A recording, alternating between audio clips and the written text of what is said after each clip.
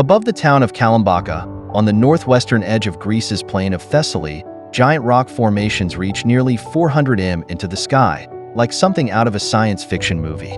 Balanced across 24 pillars are monasteries, visible through the clouds. Numerous geologists and historians have tried to fathom how the giant rock pedestals were created an estimated 60 million years ago, but no theory has been fully proven. Today, the enormous fingers pointing to the heavens are a protected UNESCO World Heritage Site and go by the name Meteora, which literally means suspended in the air. Meteora is an exquisite complex that consists of huge, dark stone pillars rising outside Trikala, near the mountains of Pindos. The monasteries that sit on top of these rocks make up the second most important monastic community in Greece, after Mount Athos and Halkidiki. Out of the 30 monasteries that were founded throughout the centuries, only 6 of them are active today. The history of Meteora goes back many millennia. Theories upon the creation of this natural phenomenon are associated with the geological movements that have occurred several geological periods ago. Scientists believe that these pillars were formatted about 60 million years ago, during the Tertiary period. That time, the area was covered by sea, but a series of earth movements caused the seabed to withdraw. The mountains left were continuously hit by strong winds and waves, which, in combination with extreme weather conditions, affected their shape. This is why the pillars are composed of sandstone and conglomerate. It is said that the first people to inhabit Meteora arrived in the 9th century. In a bid to escape everyday life, they braved fierce storms and climbed up the cliffs with their bare hands. Grabbing at trees as they went, they eventually settled in small caves and crevices and embarked on a life of solitude, meeting occasionally to worship and pray. For hundreds of years, the only way to bring anything up or down the rocks was with nets or baskets attached to rope. As time progressed, the cave dwellers grew into a small community focused around the growing number of monasteries, which by the 14th century served as shelter from Turkish invaders. Hermits in search of solitude found refuge in Meteora's caves as early as the 10th century. Over the centuries, Meteora gained a reputation as a center of monastic life. As Ottoman invasions became more of a threat, Meteora's monoliths became an attractive place for monks to construct even more sophisticated places of worship. To build the monasteries, the monks had to hoist stone and other materials to the top of these rocks. Since the monks wanted to keep invaders out, they couldn't carve stairs, even for their own access. Instead, they used removable ladders. The men also rode up and down inside nets that were lifted using a hook. In the Byzantine times, monks had the inspiration to construct monasteries on top of these rocks so that they would be closer to God. The foundation of Meteora monasteries began around the 11th century. In the 12th century, the first ascetic state was officially formed and established a church to the Mother of God as their worshiping center. Activities in this church were not only related to worshiping God, but hermits used these occasions to discuss their problems and exchange ideas relating to their ascetic life there. In the 14th century, Saint Athanasius established the Holy Monastery of the Transfiguration of Jesus and named this huge rock Meteora, which means hanged from nowhere. This monastery is also known as the Holy Monastery of the Great Meteoron, the largest of all monasteries. For many centuries, the monks used scaffolds for climbing the rocks and getting supplies. As years passed, this method was followed by the use of nets with hooks and rope ladders. Sometimes a basket was used, which was pulled up by the monks.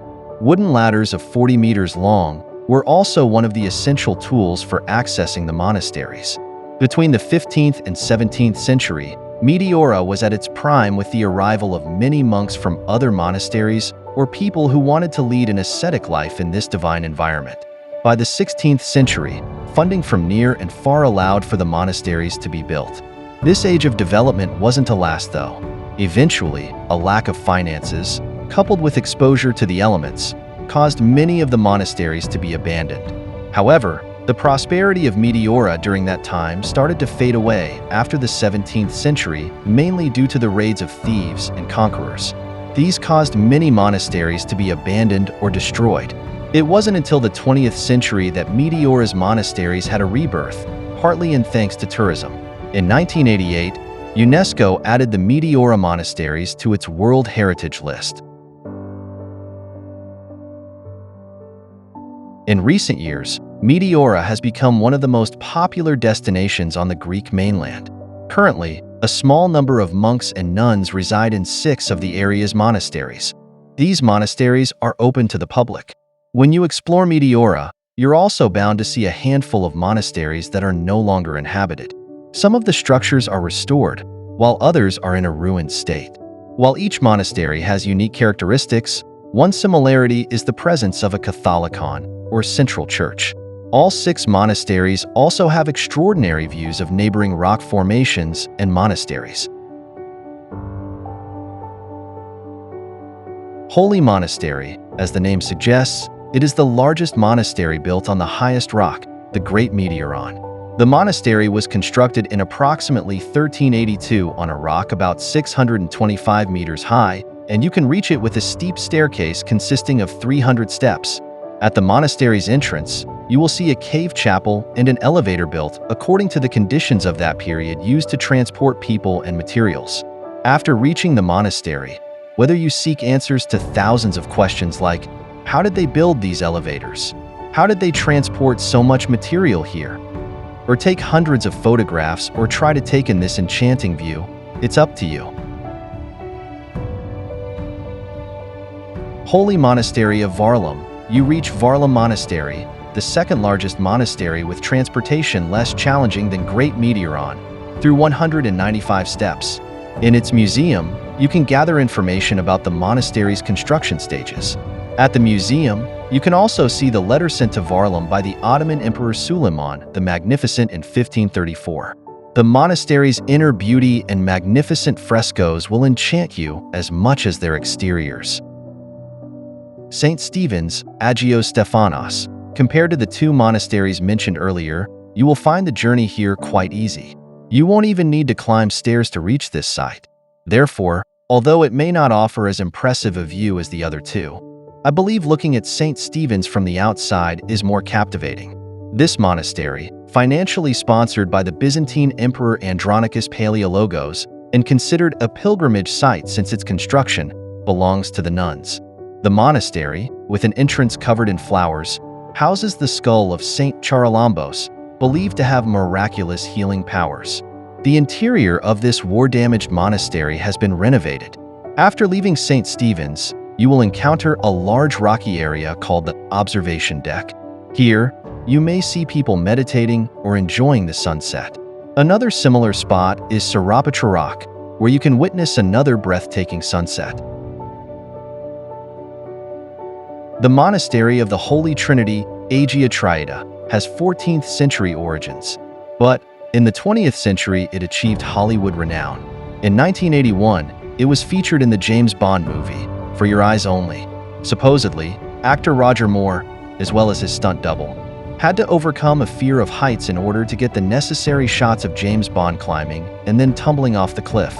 Beyond its Bond fame, Holy Trinity also has a folklore museum. In another part of the monastery, you can also see an example of the pulley and rope netting that Meteora's monks would have once used to access the monasteries.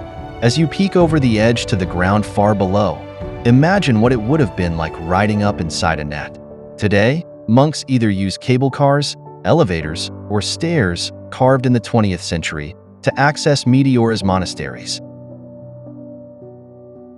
Rusinu, unlike Great Meteora, St. Nicholas, Varlam, and the Holy Trinity, is now a convent that's home to several nuns. Built on a small plateau, Rusinu has a few enclosed balconies that hang over sheer drop-offs.